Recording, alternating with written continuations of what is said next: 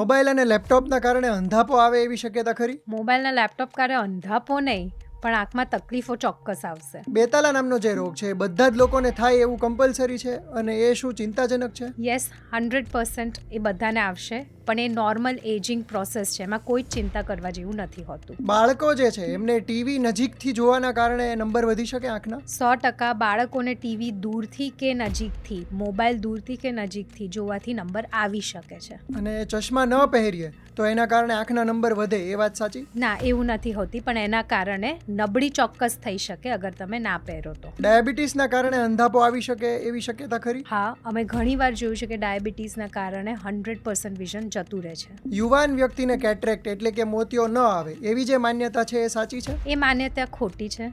ઘણી બધી કારણો હોય છે જેના કારણે યુવાન વ્યક્તિને પણ મોતિયો આવતો હોય છે. ઘણા લોકો રોજ ઠંડા પાણીથી આંખોને ધોવાની સલાહ આપતા હોય છે, આ સલાહ સાચી છે? જરૂર હોય તો જ આંખોને ધોવાની, કારણ કે નોર્મલી આંખ પાણી એનું પોતાનું બનાવતી જ હોય છે. અને આંખોનું પોતાનું એક બ્લડ પ્રેશર હોય છે, એ માન્યતા સાચી છે? હા, આંખોનું પણ એક પોતાનું પ્રેશર હોય છે જેને અમે ઇન્ટ્રાઓક્યુલર પ્રેશર કહીએ છીએ. આંખના નંબર ઘટાડવા માટેની જે લેસિક સર્જરી આવે છે એ જોખમી છે? એ સેફ છે અગર તમે ફિટ કેન્ડિડેટ હો એના માટે તો. આંખ માટે લેન્સ સારા કે પછી ચશ્મા સારા? મને પૂછો તો ચશ્મા. લેન્સ થોડા ઘણા જોખમી હોય એ વાત સાચી? હા, અગર તમે એને પ્રોપર કેર ના કરો, હાઇજીન મેન્ટેન ના કરો તો એના કારણે ઇન્ફેક્શન થતું હોય છે. એક માન્યતા છે કે ગાજર ખાવાથી આંખના નંબર ઓછા થાય, આ માન્યતા સાચી છે? મને પણ આંખનો નંબર છે, પણ મેં ગાજર ખાધા તો પણ એ પાછા નથી ગયા. ઘણા લોકો એવું માનતા હોય છે કે લોન પર ચાલવાથી પણ આંખના નંબર ઓછા થઈ જાય, આ વાત તો પછી સાચી? અમારી શું જરૂર?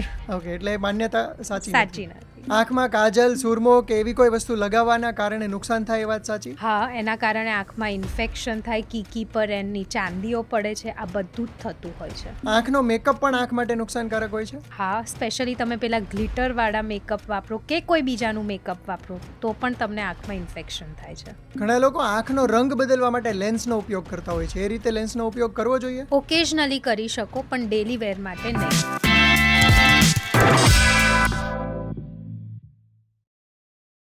આપણા દેશમાં આશરે 5 કરોડ એવા લોકો છે જે દુનિયાને આપણે જેમ જોઈએ છે એવી રીતે નથી જોઈ શકતા. 1 મિનિટ માટે અંધારાની કલ્પના કરો. વિચારો કે જો તમે તમારા સ્વજનોને, તમારા ગમતા લોકોને, ફિલ્મો, રીલ્સ કે પછી આ વિડીયોને પણ જોઈ ન શકો તો? આ કેટલી ગંભીર બાબત છે. આપણા દેશમાં દર 1 મિનિટે એક વ્યક્તિ અંધાપાનો શિકાર બને છે, એટલે કે દિવસમાં 1500 જેટલા લોકો બ્લાઇન્ડનેસનો શિકાર બને છે. સ્પેન અને કેનેડાની વસ્તી જેટલી નથી ને એનાથી વધારે તો ભારતમાં બ્લાઇન્ડ લોકોની સંખ્યા છે. ડાયાબિટીસના કારણે લાખો લોકોને અંધાપો આવી શકે છે. 15 મિનિટની સર્જરી ન કરાવવાના કારણે મોતિયાથી અનેક લોકો દ્રષ્ટિહીનતાનો શિકાર બને છે.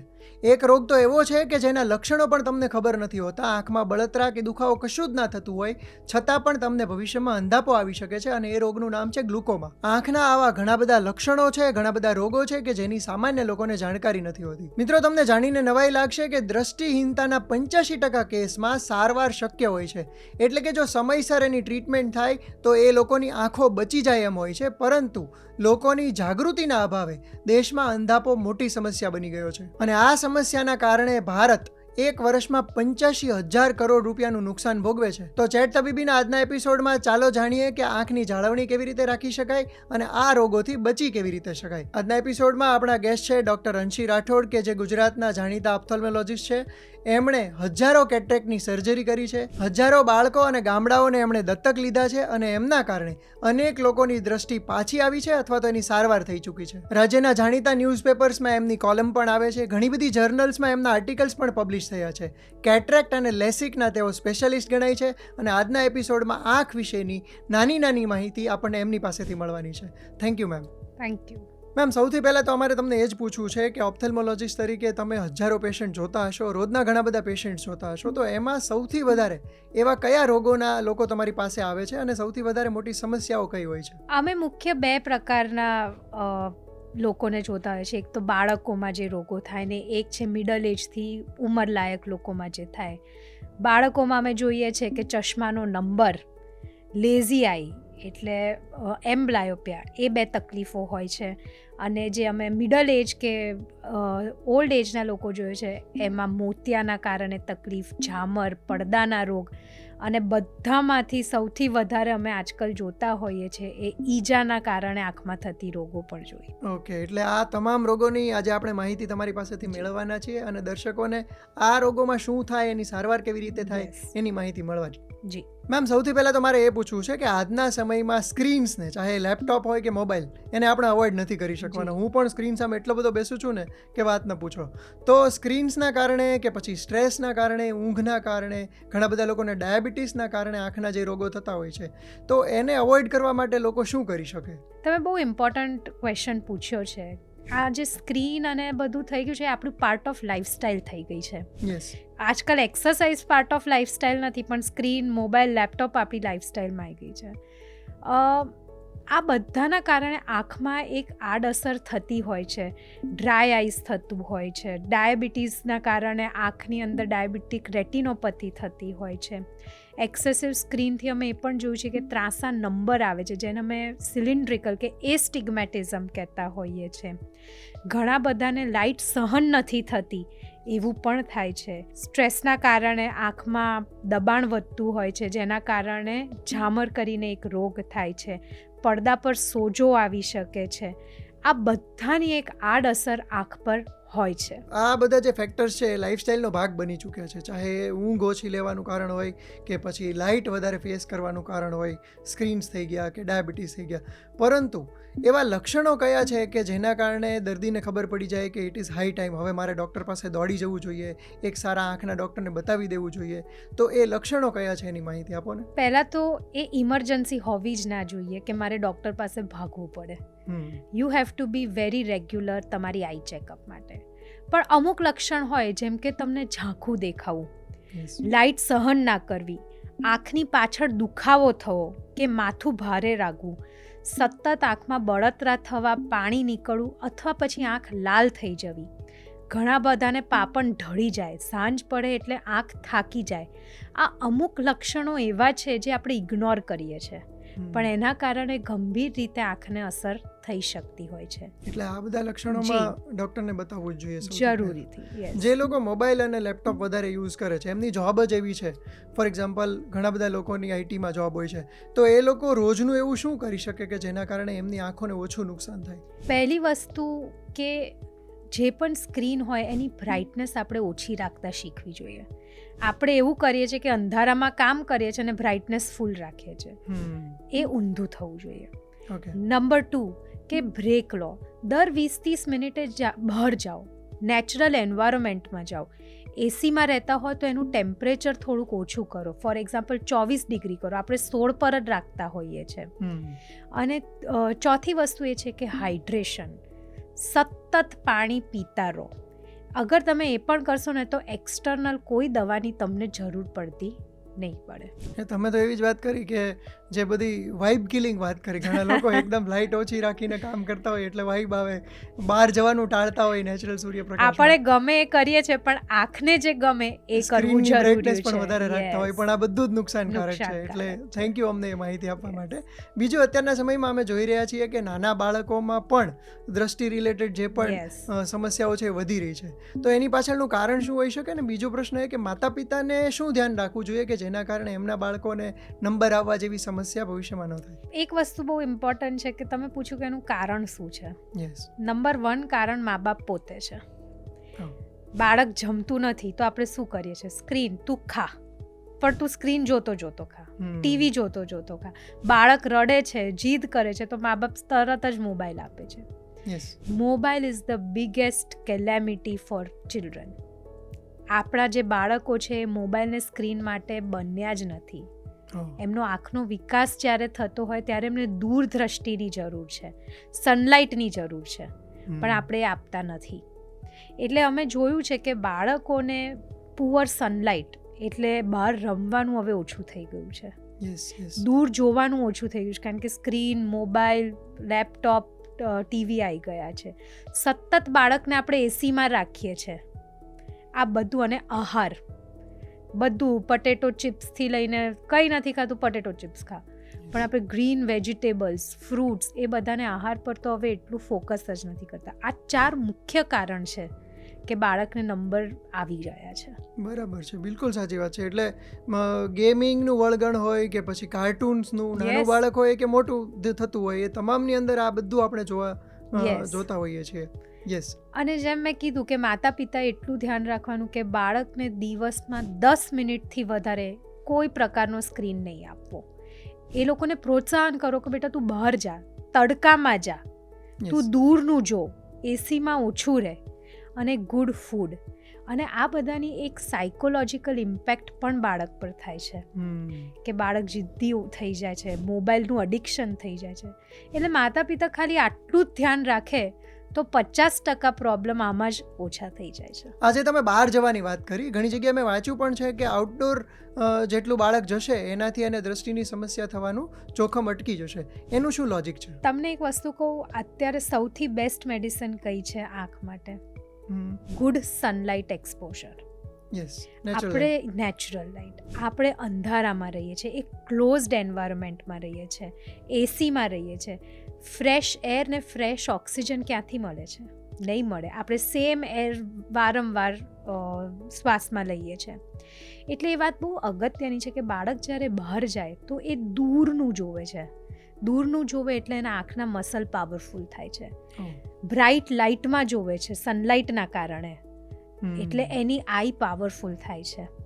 એટલે આપણે જે આપણા દાદા દાદી બધા કહેતા હતા કે ના તમે બહાર જાઓ રમવા, એ જે બંધ થઈ ગયું છે સ્પેશિયલી કોવિડ પછી, બિલકુલ એના કારણે બાળકોમાં રોગ બહુ જ વધી ગયા છે. અમે નાના હતા ત્યારે ક્રિકેટ રમવા જતા તો એના કારણે કદાચ થોડા વધારે. Yes.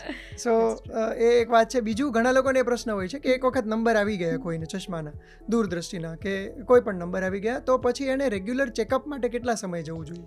Regular checkup is as important as vaccination. Simple. Number હોય કે ના હોય, તમારે રેગ્યુલર ચેકઅપ દર 6 મહિને કરાવતા રહેવું પડે. હા, તો મને પણ કામ લાગશે. હું તો ઘણી બધી વખત અવોઇડ કરતો હોઉં છું. એક વર્ષે બતાવવા જાઉં છું. સમજવાની જરૂરિયાત એ છે કે આંખ આટલી પણ રોગ 1001. બરાબર? કોઈક ઉંમરના કારણે થાય, શરીરમાં કોઈ તકલીફ હોય તો થાય, એમનેમ પણ કંઈ પણ થઈ શકે છે. કારણ કે આંખના ઘણા એવા રોગ છે જેમાં કોઈ લક્ષણ નથી હોતું. એટલે રેગ્યુલર આઈ ચેકઅપ તમે કોઈ પણ એજના હોય, બાળક હોય કે પછી તમે ઓલ્ડ એજના હોય, every 6 months you must get your eyes check. Ma'am, એક વસ્તુ મેં નોટિસ કરી છે કે બીજા કોઈ રોગ થયો હોય ને તો પણ ડૉક્ટર આંખની તપાસ કરતા હોય છે. તો આંખના આધારે કયા રોગના લક્ષણો તપાસી શકાય? લોકો નથી કહેતા આઈ is the window two everything. આંખ પરથી અમે ઘણા બધા રોગો ડિટેક્ટ કરી શકીએ છીએ. જેમ છે ડાયાબિટીસ. જ્યારે ડાયાબિટીસના કારણે પડદા પર અસર આવે છે ત્યારે અમે પેશન્ટને કહીએ કે તમે જઈને તમારા ફિઝિશિયનને બતાવો, ક્યાંક ને ક્યાંક કિડનીને હાર્ટ ઇન્વોલ્વ થશે. એવી રીતે બ્લડ પ્રેશરના કારણે આંખમાં લોહી બાજી જાય છે, પડદાની નળીઓ સાંકડી થઈ જાય છે. એના કારણે પણ બ્લડ પ્રેશર હાઈ હોય કે ના હોય આપણને ખબર પડે છે. આંખમાં એક રોગ છે આઇરાઇટિસ, જેમાં આંખની અંદર સોજો આવે છે. એના પરથી અમે કહી શકીએ છીએ કે શરીરમાં તમને કદાચ ટીબી હોય કે આર્થરાઇટિસ હોય, જે ફરતો વાહ આપણે કહેતા હોઈએ એ. એવી રીતે ખોળો જે હોય છે એ પણ અમે ડિટેક્ટ કરી શકીએ છીએ. પાપણ પર ખોળો આવે ત્યારથી અમને ખબર પડે કે વાળમાં એ ખોળો આવે. શરદી ખાંસી હોય કે પછી આંખો આવે તો એના પછી શરદી ખાંસી થઈ શકે એવું પણ અમે પેશન્ટને કહી શકીએ છીએ. એટલે આંખ એવી વસ્તુ છે જેનાથી, એટલી નાજુક વસ્તુ છે કે એનાથી શરીરમાં કોઈ પણ રોગ હોય, મોસ્ટલી થાઇરોઇડ, એ બધા તમે ડિટેક્ટ કરી શકો. એટલે આંખ ડોક્ટર્સની પણ આંખ છે કે જેનાથી પેશન્ટ વિશેની તમામ માહિતી એ મેળવી શકતા હોય છે. એબ્સોલ્યુટલી. બીજું, આ વાત થઈ કે આંખથી કયા રોગોની જાણ થઈ શકે. બીજું એ પણ મારે જાણવું છે કે બીજા રોગોના કારણે આંખને નુકસાન થતું હોય, ફોર એક્ઝામ્પલ ડાયાબિટીસના કારણે, તો એવા કયા રોગો છે કે જેના કારણે આંખને ડેમેજ થઈ શકે, નુકસાન થઈ શકે? Diabetes BP number 1. Okay. Number 3 is કે ભાઈ તમને થાઇરોઇડ છે, આર્થરાઇટિસ છે, જે ફરતો વાહ કહીએ આપણે, તે હાર્ટનો પ્રોબ્લેમ હોય તો થાય. પુરુષોને જે પ્રોસ્ટેટની દવાઓ લેતા હોય એના કારણે પણ આડઅસર થાય. અસ્થમાના પેશન્ટ જેમાં એ લોકોએ સ્ટીરોઇડની દવા લીધી હોય કે સ્કિનના ડૉક્ટરો જેને સ્ટીરોઇડની દવા આપી હોય એમાં પણ આંખનું દબાણ વધી શકે છે, આંખમાં મોતિયો થઈ શકે છે. એટલે હું તમને સાચી વાત કહું ને તો શરીરના કોઈ પણ રોગના કારણે આંખ પર અસર આવી શકતી હોય છે. કિડનીનો રોગ હોય તો પણ આંખને અસર આવે છે. એટલે એવો કોઈ એવો ડિઝીઝ નથી, મેક્સિમમ બધા જે રૂટીન ડિઝીઝ છે એના કારણે આંખ પર અસર આવે જ છે. એટલે તમે જે વાત કરી કે 6 મહિને એક વખત ડૉક્ટરને બતાવવું જોઈએ, તો એનાથી ઘણી બધી માહિતી મળી શકતી જી. હોય છે. Yes. યસ મેમ, કોઈને આંખમાંથી દેખાવાનું ઓછું થાય કે કોઈ સમસ્યા થાય ને ડૉક્ટર પાસે જાય અને પછી જો નંબર કાઢે તો એમાં પ્લસના નંબર અને માઇનસના નંબર એવું કહેતા હોય છે, તો એ શું છે, એને શું કહેવાય? સો આ બધાને રિફ્રેક્ટિવ એરર્સ કહેવાય. રિફ્રેક્ટિવ એરર્સ એટલે આંખના નંબરો. યસ દૂરના નંબરો પ્લસમાંય હોઈ શકે ને માઇનસમાંય હોઈ શકે, જેને આપણે માયોપિયા કે હાઇપરમેટ્રોપિયા કહીએ. અને જે નજીકના નંબર આવે, જે 40 પછી યુઝ્યુઅલી 42 આપણે કહેતા હોઈએ છીએ, એને પ્રેસબાયોપિયા કહેવાય છે. જે પ્રેસબાયોપિયા છે એ બધાને આવવાના, તમને પણ મને પણ બધાને compulsory. It is an ageing process. અને જે દૂરના નંબર છે જેને આપણે માયોપિયા કે હાઇપરમેટ્રોપિયા કહીએ, જેના માટે નાનપણથી કે પછી તમે મિડલ એજના થાવ ત્યારે તમને ચશ્માની જરૂર પડી શકે. કોઈને એવું હોઈ શકે કે જેને દૂરના પણ નંબર હોય ને નજીકના પણ નંબર હોય? યસ, જે લોકોને દૂરના નંબર છે એને 40 પછી નજીકના તો આવવાના જ છે. દૂરના ઓછા નથી થવાના, પણ નજીકના ઉમેરાશે. એટલે એ લોકોને પછી ઘણા બધા લોકો બે ચશ્મા કેરી કરતા હોય છે. 2 ચશ્મા, બાયફોકલ, પ્રોગ્રેસિવ, આ બધા ચશ્માના નામો છે કે એક જ ચશ્મામાં દૂર નજીકનું એકમાં આવી ગયું, એવા પણ હવે ચશ્મા બની ગયા છે. એ લોકો કોઈ સારવાર કે ટ્રીટમેન્ટ, સર્જરી એવું કંઈ કરાવી શકે કે જેના કારણે બંનેમાં એમને રાહત થઈ જાય? આઈડિયલી નજીકના નંબરના કોઈ ઓપરેશન હોતા નથી, પણ દૂરના નંબર ઓછા કરવા માટે ઓપરેશન હોય છે, જેને આપણે લેસિક કહેતા હોઈએ છીએ. જ્યાં દૂર દ્રષ્ટિ જે હોય છે, જેના માટે આપણે ચશ્મા પહેરીએ, એને આપણે 0 કે ઓછા કરી શકતા હોઈએ છીએ. એક પ્રશ્ન મારો પોતાનો જ છે કે આ જે લેસિક સર્જરીની તમે વાત કરી કે જેના કારણે નંબર કાયમ માટે દૂર થઈ જાય, એ જોખમી હોય છે? It is a safe procedure. પણ એ કોના માટે સેફ? અગર તમે એના માટે ફિટ કેન્ડિડેટ હોવ તો. એટલે ફિટ એટલે આમ ફિઝિકલી ફિટ નથી કહેતી, તમારી આંખના અમે અમુક ટેસ્ટ કરીએ, એ ટેસ્ટ નોર્મલ આવે તો જ આ પ્રોસિજર તમારા માટે સેફ હોય છે. અચ્છા, તો લેસિક બધા ન કરાવી શકે? ના, બધા ના કરી શકે. તમે જરા કહી શકો કે કોને લેસિક ના કરાવવી જોઈએ? બહુ જ સરસ પ્રશ્ન પૂછ્યો છે. નંબર 1 કે તમારી કીકીનો શેપ નોર્મલ ન હોય કે કીકીની થિકનેસ નોર્મલ ના હોય તો તમે ન કરાવી શકો. નંબર 2, અગર તમારી ઉંમર 20થી ઓછી છે કે 40થી વધુ છે તો તમે ફિટ કેન્ડિડેટ નથી. નંબર 3, તમારા પડદામાં કોઈ રોગ છે કે તમને આંખની નસનો કોઈ રોગ છે, ડાયાબિટીસ છો, તમે પ્રેગ્નન્ટ છો તો પણ તમે આ સર્જરી નથી કરાવી શકતા. એન્ડ નંબર 4, અગર તમારા નંબર્સ ફ્લક્ચ્યુએટ થતા હોય છે, કોન્સ્ટન્ટ ને સ્ટેબલ નથી રહેતા, તો પણ you are not a fit candidate for this surgery. Okay, એટલે ઘણા બધા લોકો લેસિકને લઈને કન્ફ્યુઝનમાં હોય છે, એમનું કન્ફ્યુઝન કદાચ દૂર થઈ જશે તમારા જવાબથી. યસ. એક બીજું કન્ફ્યુઝન લેસિક સર્જરીને લઈને લોકોનું એ હોય છે કે અમુક જગ્યાએ અમને ખૂબ વધારે કોસ્ટ કીધી અને એક ડૉક્ટરે અમને ખૂબ ઓછી કોસ્ટ કીધી, તો એની પાછળનું શું કારણ હોય છે? કોઈ અલગ અલગ પ્રકાર હોય છે સર્જરીના? લેસિકના અસંખ્ય પ્રકાર હોય છે, પણ મોર ઓર લેસ એનું પ્રાઇસ રેન્જ સેમ હોય છે. પણ આ તો કેવી વસ્તુ છે, એક્સપિરિયન્સ મેટર કરે છે. તમે કોઈ એક્સપિરિયન્સ ડૉક્ટર પાસે જાઓ તો એની ફીસ ઓલવેઝ થોડીક વધારે હોય. ટેકનોલોજી પર ડિપેન્ડ થાય છે. ઘણી બધી ઇન્સ્ટિટ્યૂટ, જેમ કે અમારી ઇન્સ્ટિટ્યૂટમાં we have the best machine, તો એની કોસ્ટિંગ વધી જાય. એટલે દેર આર મલ્ટિપલ ફેક્ટર્સ જેના પર આ વસ્તુ ડિપેન્ડ થાય છે. બટ આઈ પર્સનલી છે કે પ્રાઇઝથી તમે ડિસાઇડ ના કરી શકો કે what is a better choice. એમ હવે આપણે લક્ષણોની વાત કરીએ તો આંખને રિલેટેડ એવા કેટલાક લક્ષણો છે, જેમ કે આંખોમાં બળતરા થવી, તો એ કયા રોગનું લક્ષણ હોઈ શકે છે? કોઈ ગંભીર રોગનું લક્ષણ પણ હોઈ શકે છે? આંખમાં બળતરા તો બહુ નોર્મલ વસ્તુ છે. જેમ સિઝન ચેન્જ થાય, ચામડી બળે કે ચામડી ડ્રાય થાય, એવી રીતે આંખમાં પણ બળતરા થઈ શકે છે. જે લોકોનું સ્ક્રીન ટાઈમ વધારે હોય, જે લોકો સતત એસીમાં રહેતા હોય, એ લોકોને થાય.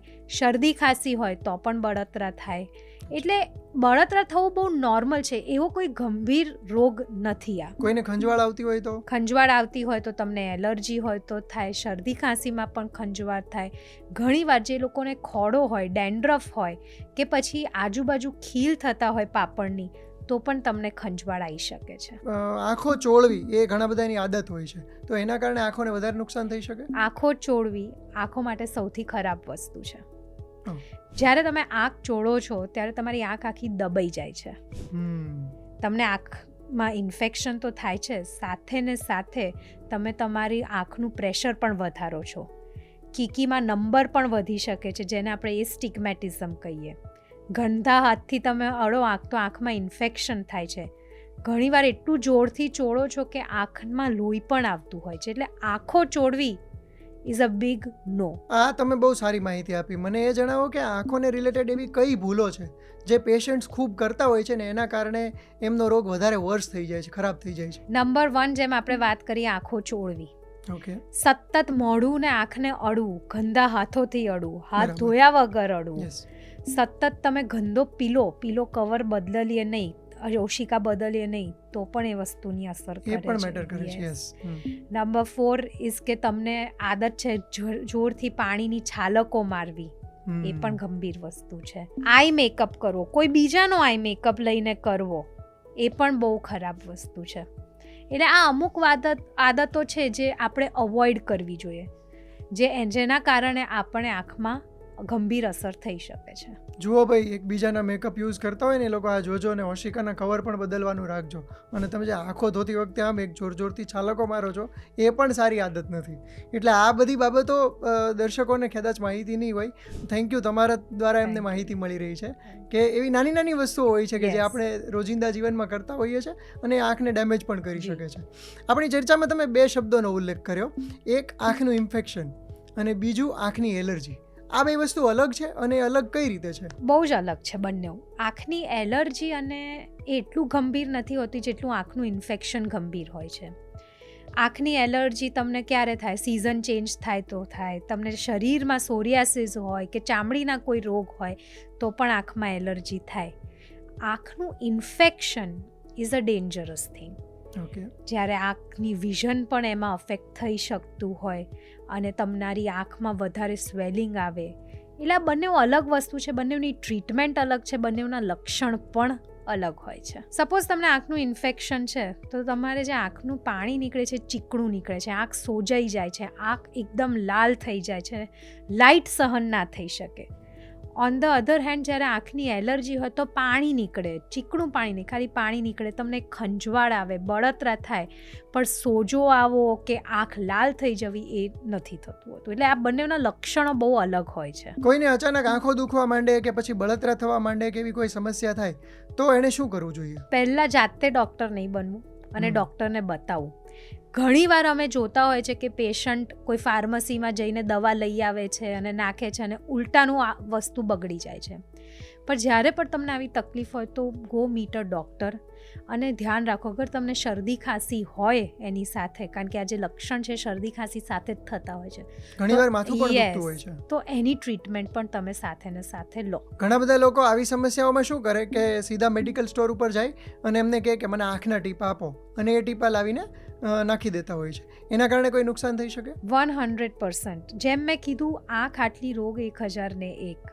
ઘણીવાર લક્ષણ ઓવરલેપ થતા હોય એટલે ટ્રીટમેન્ટ ખોટી અપાઈ જતી હોય. અમે જોયું છે કે 90% લોકો જે ફાર્મસીમાંથી દવા લઈને આવે છે એ સ્ટીરોઇડની દવા હોય છે અને સ્ટીરોઇડની આડઅસર આંખમાં એની અસર કરતાં વધારે છે. અને અમે એ પણ જોયું છે કે ઇન્ફેક્શનમાં અગર સ્ટીરોઇડ નાખી દે લોકો તો ઘણીવાર એના કારણે ઇન્ફેક્શન વધી જાય છે. એક લક્ષણ એ પણ છે કે આંખમાંથી સતત પાણી વહેવું. એ કયા રોગનું લક્ષણ હોઈ શકે છે અને એ કેટલું ગંભીર છે? આંખમાંથી સતત પાણી નીકળવું અમુક ઉંમર પછી બહુ નોર્મલ હોય છે, કારણ કે આપણી જે ગ્રંથિઓ છે એ નબળી પડી જાય છે, આપણી પાપણ નબળી પડી જાય છે, આપણું નાસુર નબળું પડી જાય છે. એટલે આંખને બહાર પંપ કરવાનું જે મિકેનિઝમ છે એ નબળું પડી જાય છે. પણ ઘણીવાર તમને એલર્જી થતી હોય છે, આંખમાં ઇન્ફેક્શન થતું હોય છે, તમને નાસુરનો કોઈ પ્રોબ્લેમ હોય તો સતત પાણી નીકળી શકતું હોય છે અને એના માટે તમારે એની ટ્રીટમેન્ટ લેવી પડે. અને ઘણા લોકોને એવી તકલીફ હોય કે આંખમાંથી પાણી નીકળતું જ નથી, એટલે કે ડ્રાય આઈ સિન્ડ્રોમ જે Yes. આપણે કહીએ છીએ. તો એના શું લક્ષણો, એની શું સમસ્યા હોઈ શકે? ડ્રાય આઈ સિન્ડ્રોમમાં નંબર 1 કે આંખ ભારે લાગે. આંખમાંથી ઘણીવાર એક સાથે બહુ બધું પાણી નીકળે અને પછી બંધ થઈ જાય. આંખ મસળવાની ઈચ્છા થાય તમને, આંખ લાલ લાગે, લાઇટ સહન ના થાય અને સાંજ પડે એટલે આંખ થાકી જાય. આ લક્ષણો છે ડ્રાય આઈ સિન્ડ્રોમના. અને એમાં ટ્રીટમેન્ટમાં ડ્રોપ્સ કે એવું નાખવાનું હોય છે? નંબર 1 ટ્રીટમેન્ટ હોય છે કે આપણે એને લુબ્રિકેટિંગ ડ્રોપ્સ આપીએ.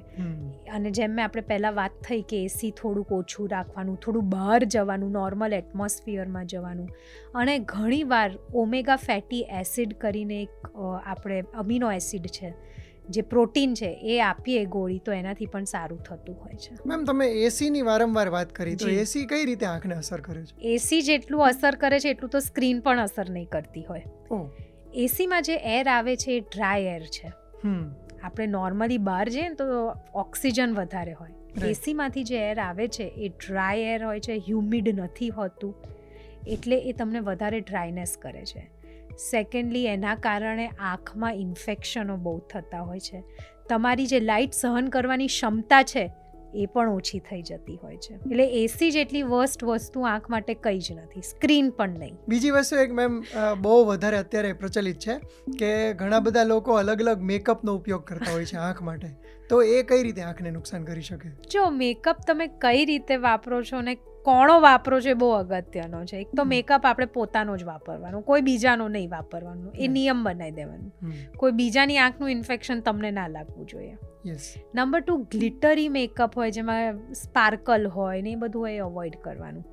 કારણ કે આંખના જે નાસુરના ડક્ટ હોય છે જ્યાંથી પાણી બહાર નીકળે છે એને આપણે બ્લોક lacrimal કરે duct છે. જેને કહીએ યસ છીએ. યસ. થર્ડલી, કાજલ નહીં વાપરવાનું. ઘરનો બનાવેલો સુરમો હોય કે ઓર્ગેનિક હોય કે સૌથી એક્સપેન્સિવ હોય. કારણ કે આપણે જ્યાં કાજલ લગાવીએ છીએ ને આપણે આપણી વોટર લાઇન કહીએ છીએ, જ્યાંથી આંખના આંસુ બહાર નીકળતા હોય. આપણે જ્યારે એ લગાવીએ ત્યારે એ વોટર લાઇનને બ્લોક કરી દઈએ છીએ અને એના કારણે પણ આંખ ડ્રાય થાય છે, આંખનું ઇન્ફેક્શન થાય છે.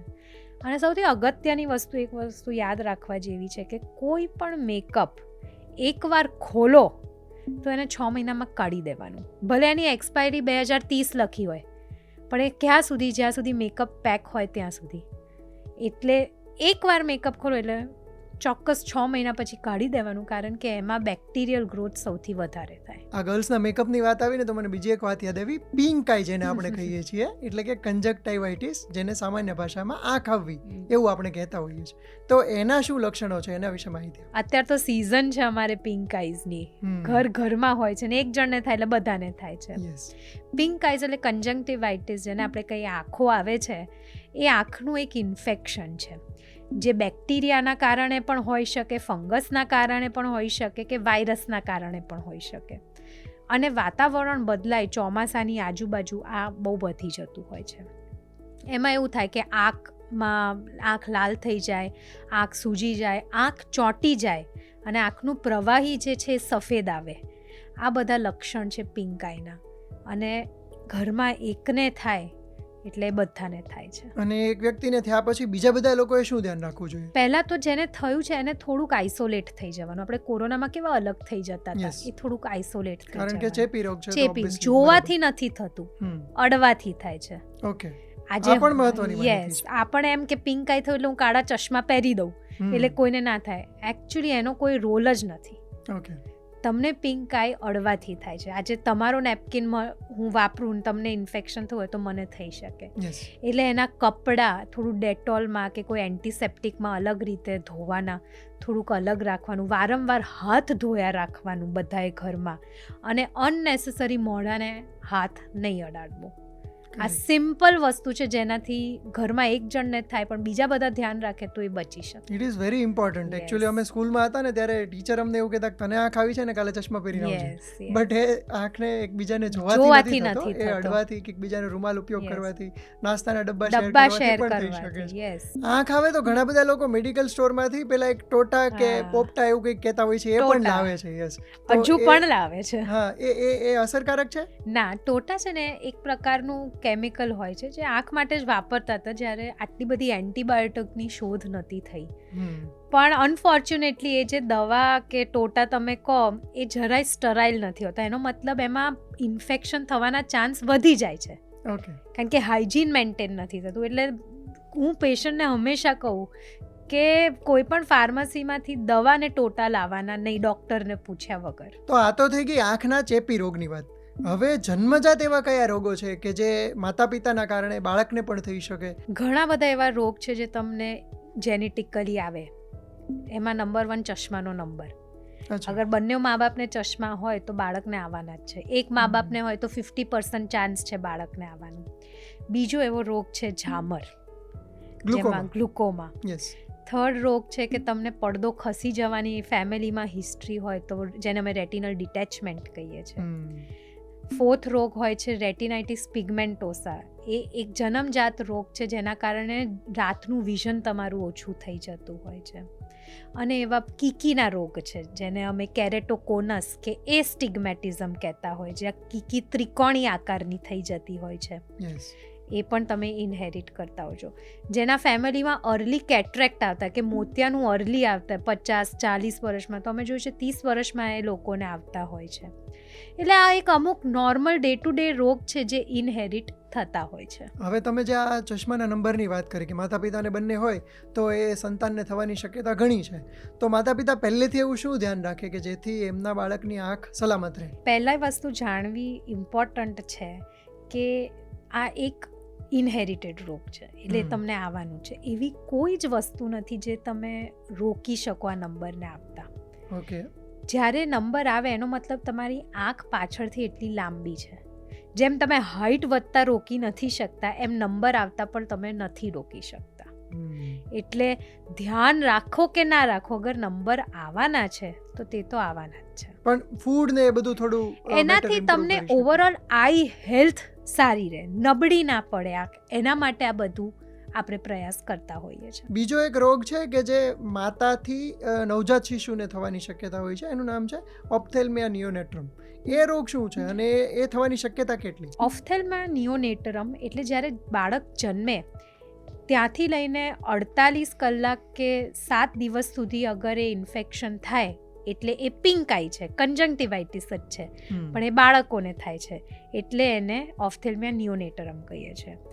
એના ઘણા કારણ હોય છે. વન ઇઝ કે તમે પુઅર હાઇજીન રાખતા હોવ તો થઈ શકે છે, કે બાળકને જ ઇન્ફેક્શન હોસ્પિટલમાંથી લાગે છે, કે અથવા એને પહેલાંથી જ ઇન્ફેક્શન છે, બેક્ટેરિયા, વાયરસ, ફંગલ, કોઈના કારણે, કે માતાને કોઈ પ્રકારનો ગોનોકોકલ ઇન્ફેક્શન છે, ઈ કોલાઈ ઇન્ફેક્શન છે, તો પણ આ વસ્તુ થઈ શકે છે. પણ ફોર્ચ્યુનેટલી જેમ મેડિકલ પ્રેક્ટિસ સારી થઈ છે, હાઇજીન હોસ્પિટલનું સારું થયું છે, આ જે ઓપ્થેલ્મિયા નિયોનેટ્રમ છે એના ચાન્સીસ પણ બહુ જ ઓછા થઈ ગયા છે. બીજો એક રોગ છે કે જે લોકોને થતો હોય છે પરંતુ એમાં લોકો ડૉક્ટર પાસે નથી જતા, એનું નામ છે આંજણી. તો આંજણી કોને થઈ શકે અને એમાં ડૉક્ટર પાસે જવું શા માટે જરૂરી છે? સિમ્પલ ભાષામાં કહું એટલે આંજણી એક પ્રકારનો આંખનો ખીલ, પાપણનો ખીલ, ઇન અધર વર્ડ્સ. એના માટે ડૉક્ટરને બતાવવું એટલે અગત્ય થઈ જાય છે, કારણ કે તમારે એની એન્ટીબાયોટિક લેવી પડતી હોય છે. હવે ડૉક્ટરને પૂછ્યા વગર એન્ટીબાયોટિક ન લેવી જોઈએ. અને તમે જેમ પૂછ્યું કે કોણે થઈ શકે છે, આપણે બધાને થઈ શકે છે. પણ જે લોકોને સતત આંખ અડવાની આદત છે, જે લોકો આઈ મેકઅપ કરતા હોય છે, જે લોકોને ડાયાબિટીસ કે ડેન્ડ્રફ હોય છે, કોન્ટેક્ટ લેન્સ પહેરતા હોય છે, અથવા નંબર ફ્લક્ચ્યુએટ થતા હોય પણ ચશ્મા ન પહેરતા હોય, આ બધાને આંજણી થવાની શક્યતા છે. આંજણીમાં તમે જે વાત કરી એમાં બે પ્રકાર હોય છે, એકને સ્ટાયા કહેવાય છે ને બીજાને કેલેજિયોન કહેવાય છે, if I am not wrong. Yes. તો એ બંનેમાં શું તફાવત છે? બંને એક પ્રકારનું ઇન્ફેક્શન જ હોય છે, પણ જે કેલેજિયોન હોય છે એ ગંઠેલું હોય છે અને આંખની પાપણના ડીપ લેયર એટલે અંદરના લેયરમાં થાય છે. અને જે સ્ટાય હોય છે એમાં પસ હોય છે, એટલે એક્ટિવ ઇન્ફેક્શન હોય ત્યારે હોય છે. એટલે એમાં જે ખીલ જેવું થાય છે એમાંથી એ પસ સ્ટાય, પરું જેવું અને નીકળતું હોય. ગંઠાઈ જાય એને કેલેજિયોન કહીએ છીએ. ઓકે, બરાબર. મેમ, તમે કોન્ટેક્ટ લેન્સની વાત કરી, તો કોન્ટેક્ટ લેન્સના કારણે લોકોને વધારે આંખોને જોખમ રહેલું હોય છે, એ વાત સાચી? કોન્ટેક્ટ લેન્સ યુઝ્યુઅલી સેફ હોય છે, પણ મલ્ટિપલ ફેક્ટર્સ છે જે એ કોન્ટેક્ટ લેન્સને જોખમી કરી દે છે.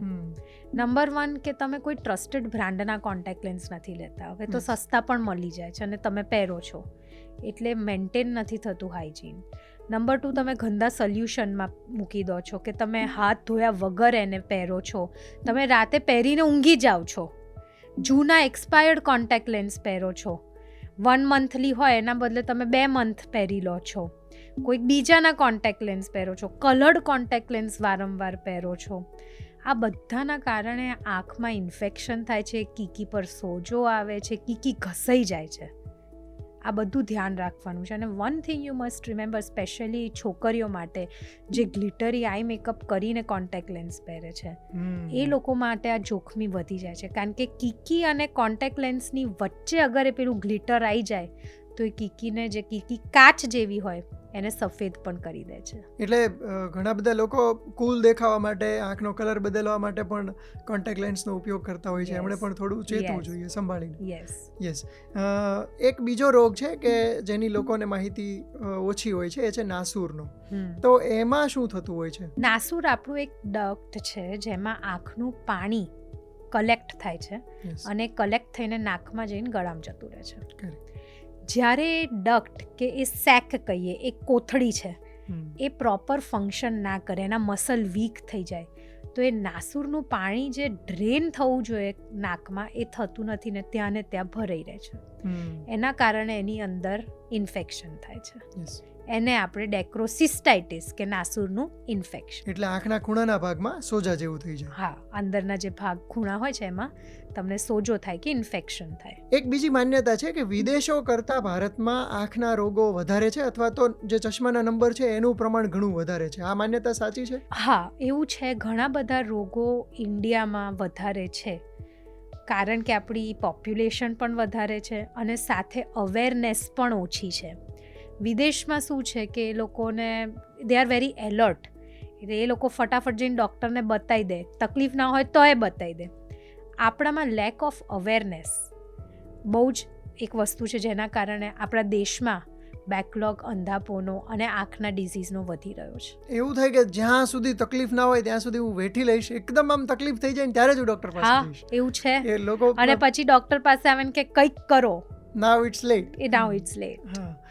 પ્રદૂષણનો રોલ ખરો આંખોને ખરાબ કરવામાં? યસ. ઇફ યુ સી, તમે નોર્થ ઇન્ડિયામાં જાઓ, એકદમ નોર્થ, ત્યાં આઈ પ્રોબ્લેમ્સ બહુ ઓછા છે કારણ કે fresh air, low pollution. You go to Delhi, allergy આંખની અસંખ્ય લોકોને છે, ગુજરાત કરતાં પણ વધારે. That's because of pollution. એટલે પોલ્યુશનમાંથી જે કેમિકલ્સ નીકળે છે, જે એક્સેસિવ કાર્બન ડાયોક્સાઇડ નીકળે છે, એના કારણે આંખમાં બહુ બધી એલર્જીઓ થતી હોય છે. મેમ, એક તરફ પ્રદૂષણ વધી રહ્યું છે, બીજી તરફ તમે કહ્યું કે માતા પિતાને બંનેને જો નંબરની સમસ્યા કેવી હોય તો સંતાનમાં આવવાની પણ શક્યતા ખરી. શું આપણે એવું એઝ્યુમ કરી શકીએ કે હવે પછીની જે પેઢીઓ આવશે કે જે જનરેશન્સ આવશે એમાં ઉત્ક્રાંતિ સાથે જ આંખની સમસ્યાઓ વધારે લઈને આવશે? એવરી જનરેશનમાં કંઈક ને કંઈક ચેન્જ આવતો જ હોય છે. ચશ્માનો નંબર કંઈક બીજું, કંઈક ત્રીજું, એટલે એ તો આવવાનું જ છે. પણ હા, જે રીતનો ચશ્માનો નંબર વધે છે આગળની પેઢીમાં, અમે એવું સસ્પેક્ટ કરીએ છીએ કે ઓલમોસ્ટ 80% ઓફ ધ પોપ્યુલેશનને ચશ્મા હશે જ. પણ કહેવું બહુ અઘરું છે. વી નેવર નો, સાયકલ ઊંધીએ થઈ શકે, પીપલ અવેરનેસ વધી જાય. કારણ કે અત્યારે આપણે મેક્સિમમ હાઇટ પર પહોંચી ગયા છે આડઅસરોની સ્ક્રીનના કારણે. એટલે વી never no, that is a very difficult thing. But yes, projection એવું લાગે તો છે. તો મેમ, પ્રદૂષણની આપણે જે વાત કરી, હવે દિવાળીમાં ફટાકડા તો આપણે બધા ફોડતા જ હોઈએ છીએ ભારતમાં મોટે ભાગે, તો એમાંથી જે સ્મોક આવે છે કે એના કારણે જે પ્રદૂષણ વધતું હોય છે એ સમય દરમિયાન, ત્યારે આંખોનું ધ્યાન કેવી રીતે રાખવું? અમે ઓફથેલ્મોલોજિસ્ટ તરીકે ક્યારે દિવાળી પર રજા ના લઈએ, કારણ કે અમને ખબર છે કે કોઈક ને કોઈક ફટાકડું ફોડીને આંખમાં આવશે કે ધુમાડાની એલર્જી કરીને આવશે. એટલે અમારા માટે દિવાળી એટલે ઇમરજન્સી. ખરું. પણ અમુક વસ્તુ તમારે ધ્યાન રાખવા જેવી છે. નંબર 1 કે પ્રોટેક્ટિવ ગ્લાસીસ પહેરીને કરો, એટલે ક્યારે કંઈ વાગે કરે તો આંખને તમે બચાવી શકો. હા, ઈજાથી બચાવી શકો. ઘણીવાર પેલું બોમ્બ ફૂટે એની કરચ આંખમાં જતી રહે છે, તાળામંડળના તણખા અંદર જાય છે. એટલે આ બધું ધ્યાન રાખવા જેવું છે. કોન્ટેક્ટ લેન્સ એ દરમિયાન ક્યારે નહીં પહેરવાનું, કારણ કે કોન્ટેક્ટ લેન્સ પ્લાસ્ટિક હોય. અગર ધુમાડો કે ફાયર કે કંઈ જશે તો એ પ્લાસ્ટિક કીકીને ચોંટીને ઓગાળી દે છે. બાળકોને દૂર રાખો. તમને ક્યારે પણ ડાઉટ જાય કે આંખમાં કંઈ ગયું છે તો ચોખ્ખા પાણીથી, હલકા હાથથી પાણીની છાલકો મારો. હાથ ધોયા વગર કોઈ પણ ફટાકડા ફોડ્યા હોય તો મોઢા પર હાથ નહીં લઈ જવાનો, કારણ કે એમાં જે બધા કેમિકલ્સ આવે છે એના કારણે આંખમાં એલર્જી થાય છે અને કીકીના રોગ થવા લાગે છે. એટલે આ અમુક વસ્તુ તમે ધ્યાન રાખો તો you can protect your eyes from damage because of injury કે ઇન્ફેક્શન કે સ્મોકના કારણે. યસ, દિવાળીના તહેવારની વાત કરીને બીજી એક માન્યતા છે શરદ પૂર્ણિમાને લઈને, કે શરદ પૂર્ણિમામાં દોરો પરવાનો સોયમાં, અને એનાથી ચંદ્ર સામે જોઈને કરવાના કારણે દ્રષ્ટિ મજબૂત થાય છે. વાત સાચી છે? એવી તો અસંખ્ય માન્યતાઓ હોય છે. માન્યતા તો એવી હતી કે કન્જંક્ટિવાઇટિસ આંખમાં જોઈને થાય છે, પણ આ બધી માન્યતા ખોટી હોય છે. There is no There is no scientific validation. scientific proof or science behind it. બીજી એક વાત સામાન્ય ભાષામાં પ્રચલિત છે, અને એને કહેવાય છે આંખનું પ્રેશર. અને આંખના પ્રેશરના કારણે રોગો પણ ઘણા બધા લોકોને જી. થતા હોય છે. તો આંખનું પ્રેશર શું છે? જેમ શરીરમાં લોહી ફરતું રાખવા માટે એક પ્રેશર હોય છે, જેને આપણે બ્લડ પ્રેશર કહીએ, એવી રીતે આંખનું પણ એક પ્રેશર હોય છે લોહી ફરતું રાખવા માટે, જેને આપણે ઇન્ટ્રા ઓક્યુલર પ્રેશર કહીએ, IOP. Yes. એ પ્રેશર 21થી થોડુંક નીચે હોવું જોઈએ. હમ. જ્યારે આ પ્રેશર વધી જાય છે ત્યારે જે આંખની નસ હોય છે એના પર દબાણ આવે છે અને એની કોષો સૂકાઈ જાય છે, અને એને આપણે ઝામર અથવા ગ્લોકોમા કહીએ છીએ. બરાબર. અને માઇન્ડ વેલ, આ જે ગ્લોકોમા છે એના કારણે જે વિઝન લોસ થાય છે એ પરમનન્ટ, અને એ પાછું આવતું નથી, Irreversible. ઇરરિવર્સિબલ. તો મેમ, આ જે ગ્લુકોમા છે, ઝામર છે, એને સાયલન્ટ કિલર કહેવામાં આવતો હોય છે. તો એના લક્ષણો શું હોય અને એ કોને કોને થઈ શકે? ઝામરને જેમ તમે કીધું, it is a silent killer, એટલે મોસ્ટલી એના લક્ષણ નથી હોતા, અને જ્યારે પેશન્ટ અમારી પાસે આવે ત્યારે એ એડવાન્સ સ્ટેજમાં હોય છે. કારણ કે એને ખબર જ ના હોય ખબર ને કે હતી, અને મને કારણ આવી કે સમસ્યા છે. ઝામરમાં છે ને દ્રષ્ટિ ક્ષેત્ર નાનું થાય છે, સાઈડનું વિઝન નાનું થાય છે, Okay. પણ સેન્ટર વિઝન સારું હોય છે. હમ. એટલે સાઈડમાંથી વાહન જાય કે માણસ ઊભો હોય, પેશન્ટને નહીં દેખાય, પેશન્ટને વચ્ચેનું દેખાશે, એટલે એને કોઈ કમ્પ્લેન હશે નહીં. એટલે અમારી પાસે આવે ત્યારે એન્ડ સ્ટેજ પર આવે. તમે જે બીજો પ્રશ્ન કીધો કે કોણે થઈ શકે, ઝામર વિશ્વનું 3rd leading cause of blindness છે. એનો મતલબ ઝામર આપણા બધાને થઈ શકે. પણ ઝામરનું રિસ્ક કોને વધારે? નંબર 1, જેની ઉંમર 40થી વધારે હોય, વારસાગત હોય, મમ્મી પપ્પા, દાદા દાદી, નાના નાની કોઈને હોય તો પણ તમને થાય. તમને પ્લસ નંબર વધારે હોય કે માઇનસ નંબર વધારે હોય, તમને ડાયાબિટીસ હોય, બ્લડ પ્રેશર હોય, યુવકોમાં ખાસ જે સ્મોકર્સ હોય કે ટોબેકો ચ્યુઅર્સ હોય, એ લોકોમાં પણ ઝામર થઈ શકતો. તો આ રિસ્ક ફેક્ટર્સ છે ઝામરના. આ જે સ્મોકર્સની તમે વાત કરી, એટલે સ્મોકિંગના કારણે તો આંખોને નુકસાન થાય છે, એ તો બધાને ખ્યાલ જ છે. પરંતુ ઘણા લોકો પેલું વેપ અને ઇલેક્ટ્રિક સિગરેટ્સ એવું બધું કરતા હોય છે, એના કારણે આંખોને નુકસાન થઈ શકે? 100%. યંગ પીપલ, યંગ એટલે હું ટીન એજની પણ વાત કરું, હું 30 વર્ષની આ યુવકની એ વાત કરું છું. એ લોકો જે અડિક્ટેડ હોય છે વેપર્સ, સિગરેટ્સથી, એના કારણે આંખમાં બહુ બધી અસર થાય છે. એમાં મેઇન કહું તો એક ઝામર છે, જે આંખનું દબાણ વધી જાય છે. બીજું હોય છે કે મોતિયો વહેલો આવે છે. Yes. ત્રીજું કે પડદાની જે નળીઓ છે એ તમારી રપ્ચર થઈ જાય છે, ફૂટી જાય છે, અને પડદા પર સોજો આવે છે, પડદા પર લોહી આવે છે. અને ચોથું છે કે એ લોકોને બ્લડ પ્રેશર આવે છે યંગ એજ પર, અને એના કારણે પડદા પર તકલીફ થાય છે અને નસ પર સોજો આવે છે. એટલે તમને લાગે છે, પણ અમે હવે જોયું છે કે યંગસ્ટર્સમાં આ બધી તકલીફો વધી રહી છે બીકોઝ ઓફ સ્મોકિંગ. આપણા દેશમાં અંધાપો આવવાની જે મુખ્ય વિલન છે ને, એમાં બીજો એક વિલન છે કે જેના કારણે ખરેખર તો એની સારવાર 10-15 મિનિટમાં પણ થઈ શકે એમ હોય છે. એક નાનકડી સર્જરીથી બચી શકે છે વ્યક્તિ, પરંતુ એ સમયસર સારવાર ન કરાવે ને એના કારણે 10માંથી અંદાજે 7 લોકોને અંધાપા સુધી એ સ્ટેજ પહોંચી જતું હોય છે. આ બીમારી છે કેટરેક્ટની, એટલે આપણે જેને મોતિયો કહીએ છીએ. યસ. તો એના વિશે અમારા દર્શકોને માહિતી આપો. મોતિયો એટલે કહીએ કે આંખની અંદર એક કુદરતી રીતે લેન્સ હોય છે જે પારદર્શક હોય છે. એ કોઈક કારણસર ઝાંખો થઈ જાય કે દૂધિયો થઈ જાય છે ને અમે મોતિયો કહીએ છીએ. એક વસ્તુ જાણવી જરૂરી છે કે મોતિયો યુઝ્યુઅલી બધાને આવવાનો જ છે. ઓકે. અને જ્યારે ઓપરેશનના સ્ટેજમાં હોય ત્યારે એને આપણે કરાવવું પડે ઓપરેશન, જેને અમે ફેકો ઇમલ્સિફિકેશન કહીએ અમારી ભાષામાં, કે કેટરેક્ટ સર્જરી તમે કહો તે. મોતિયો is as normal as white hair, એટલે એનાથી કંઈ ગભરાવા જેવું નથી. પણ જ્યારે પણ મોતિયો ઓપરેબલ સ્ટેજમાં હોય ત્યારે કરાવી દેવાનું, કારણ કે મોતિયો જેમ પાકે એમ ઓપરેશન દરમિયાન કોમ્પ્લિકેશન થવાના ચાન્સ પણ વધી જાય. As simple as heart attack આવે ત્યારે આપણે ઓપરેશન કરાવવું પડે. હાર્ટ એટેકનું તમે એન્ડ સ્ટેજે જાઓ તો પછી કંઈ પણ Yes. થઈ શકે. એટલે એક દર્દીને કેવી રીતે ખબર પડે કે મારે ડૉક્ટર પાસે જવું પડશે? એવા કયા લક્ષણો જોવા મળે કે જેના કારણે એ પોતે જઈ શકે ડૉક્ટર પાસે? મોતિયાના ફક્ત 2 જ લક્ષણ છે.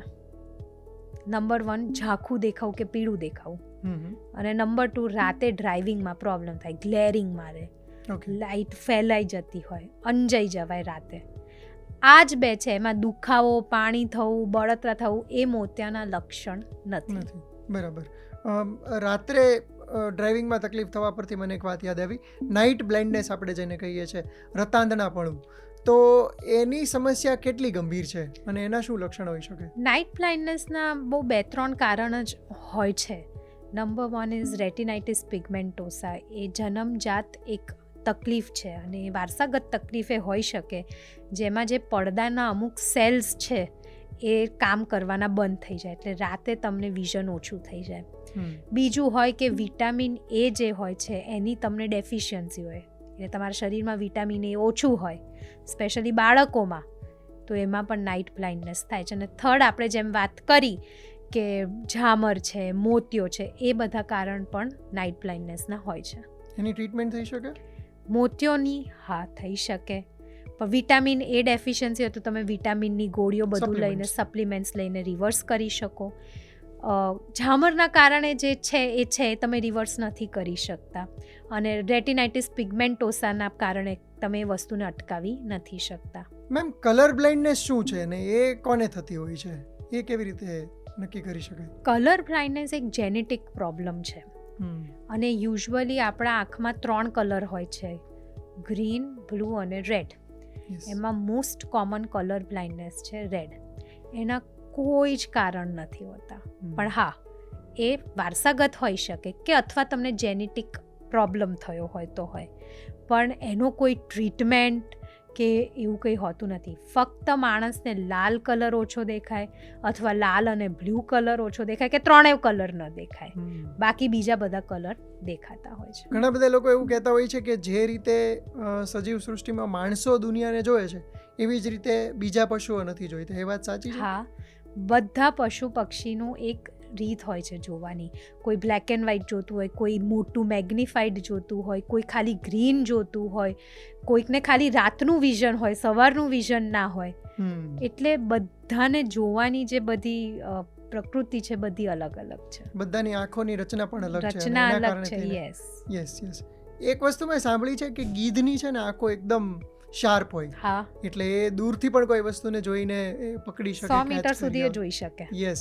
અને મનુષ્ય ખાલી 60 મીટર સુધી સ્પષ્ટ જોઈ શકે. તો જસ્ટ આઉટ ઓફ ક્યુરિયોસિટી મને એમ થાય છે કે જે આપણે આઈનું રિપ્લેસમેન્ટ કે એવું કરતા હોઈએ તો ગીધની આંખો માણસમાં ના નાખી દેવાય. ના થઈ શકે. આજે આપણે વાત કરી રહ્યા છે ને એમાં એક ગંભીર રોગ બીજો પણ છે જેના વિશે અત્યારે દુનિયાને ખૂબ જાણવું છે.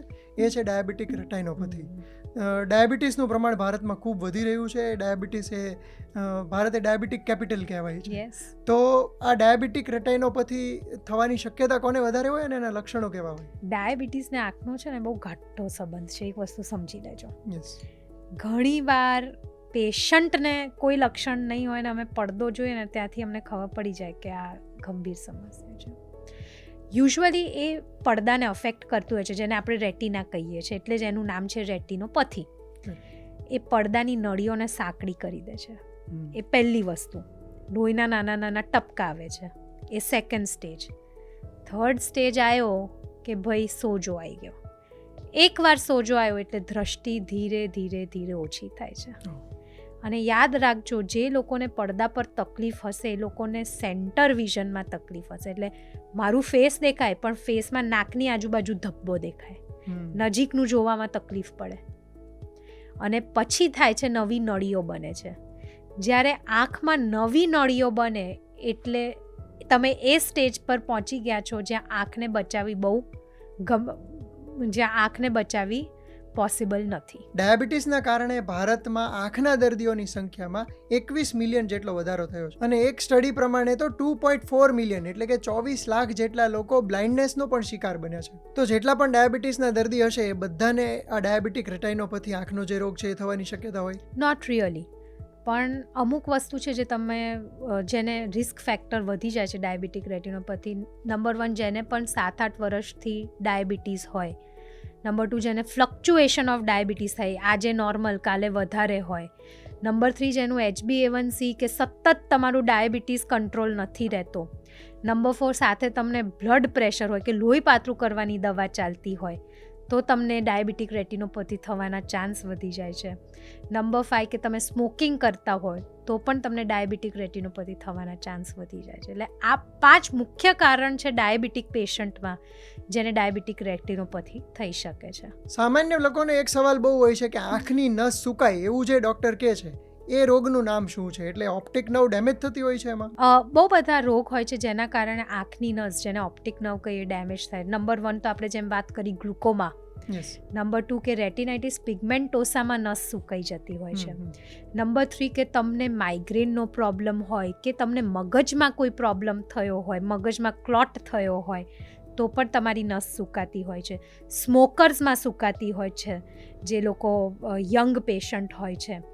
અને નંબર 5 કે તમને બ્લડ પ્રેશર હોય તો ઇનિશિયલી નસ પર સોજો આવે અને પછી નસ સુકાઈ જાય. અને રિસન્ટલી અમે જે જોઈએ છે એ કોરોના પછી કોઈ જ કારણ વગર આંખની નસ સુકાઈ જાય છે. એક બીજો રોગ છે કે જેમાં આંખની સામે કાળા ટપકા તરતા દેખાય કે આપણે જેને ફ્લોટર્સ કહેતા હોય છે એ દેખાય, તો એનું કારણ શું હોઈ શકે? આંખની અંદર એક જેલી હોય છે જે આંખને શેપ આપતી હોય છે. એ કુદરતી રીતે અથવા ડાયાબિટીસ કે તમને ઈજા થઈ હોય તો એ લિક્વિડ થઈ જતી હોય છે. અને એ લિક્વિડ થાય એટલે કોઈને મચ્છર જેવું, કોઈને વાળના ગૂંછડા જેવું, કોઈને કરોડિયા ફરતું હોય એવું દેખાય. જમણી બાજુ જુએ તો જમણી બાજુ દેખાય, ડાબી બાજુ જુએ તો ડાબી બાજુ દેખાય. એ યુઝ્યુઅલી કોઈ કન્સર્ન હોતું નથી. એ ઘણા બધાને દેખાતું હોય છે. 60 પછી તો ઓલમોસ્ટ 50-60% લોકોને દેખાતું હોય છે. પણ ખાલી એટલું ધ્યાન રાખવાનું કે જ્યારે પણ તમને ફ્લોટર દેખાય ત્યારે કોઈ પણ હેવી સામાન ઉચકવાનો નહીં અને કબજિયાત કંઈ હોય તો જોર નહીં કરવાનું. કારણ કે એના કારણે જ્યારે ફ્લોટર થાય તો પડદાને પણ એ સાથે ને સાથે ખેંચી દેતા હોય છે અને એના કારણે રેટિનલ ડિટેચમેન્ટ થતું હોય છે. આંખનો એક રોગ છે ટેરિજિયમ, કે જેને ગુજરાતીમાં આંખની વેલ ઘણા લોકો કહેતા હોય છે, તો એમાં શું થતું હોય છે? આપણી જે કીકી હોય છે, જે આપણો કાળો ભાગ છે, એકચ્યુઅલી પારદર્શક છે. તો આંખનો જે સફેદ ભાગ છે એ ચામડી જ્યારે કીકી પર આવે છે, કોર્નિયા પર, તો એને આપણે વેલ અથવા ટેરિજિયમ કહીએ છીએ. એ યુઝ્યુઅલી બહુ કન્સર્નવાળી વાત નથી હોતી. ઘણા બધા જે તડકામાં કામ કરતા હોય, જે ફાર્મર્સ હોય, પોલીસવાળા હોય, જે મજૂરી કરતા હોય, એ લોકોને વેલ થતી હોય છે.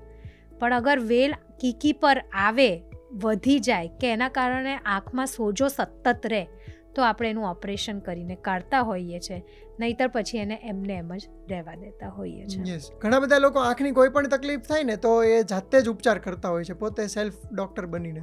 તો એના કારણે એમને ખ્યાલ નથી કે એમને ઘણું બધું આંખને નુકસાન પણ થઈ શકે છે. એવા કયા ઉપચાર છે કે જે વ્યક્તિ ઘરે કરી શકે અને કયા છે કે જે ન કરી શકે? 90% ઘરગથ્થુ ઉપચાર આંખને નુકસાન જ કરે છે. અચ્છા. ઘી નાખે, દૂધના પોતા, ગુલાબ જળ, આઈ કપ્સ, જોર જોરથી આંખને છાલક મારવી, આંજણી થાય તો સિંદૂર વાપરે, મધ વાપરે, આ બધું જ આંખને નુકસાન કરે છે. એટલે આમાંનું કંઈ જ ના કરવું. માત્ર એક જ ઘરગથ્થુ ઉપચાર સારું છે, એ છે બરફનો શેક. એના સિવાય આંખમાં દવા અને પાણી સિવાય કંઈ જ જવું ના જોઈએ.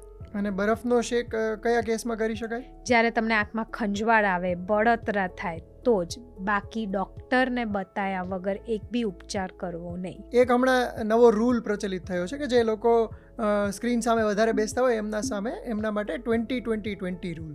એની માહિતી અમારા દર્શકોને આપો ને. 20-20-20 રૂલ વર્ષોથી છે, આપણે માનતા નથી, તકલીફ ત્યાં થઈ છે.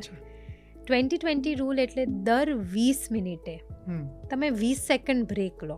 ઓકે.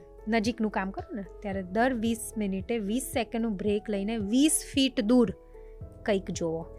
એ બહાને જે મસલ તમે નજીકનું જો કરે છે એ રિલેક્સ થઈને દૂરનું જોવે.